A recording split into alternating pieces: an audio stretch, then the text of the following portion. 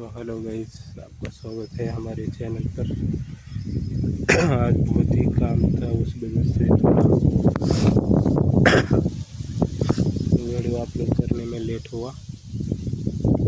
तो आज के इस ब्लॉग में हम दिखा रहे हैं अभी क्या करें। अभी हम पेड़ के नीचे बैठे हैं, देख सकते हैं। तो आपको हमारे वीडियो अच्छे लगते हैं तो लाइक शेयर कमेंट करना मत भूलिएगा। हम ऐसे ही आपको नए नए कंटेंट प्रोवाइड कराते रहेंगे। तो बस एक छोटा सा वीडियो है, 1 मिनट का। आप इसे एंड तक वॉच करके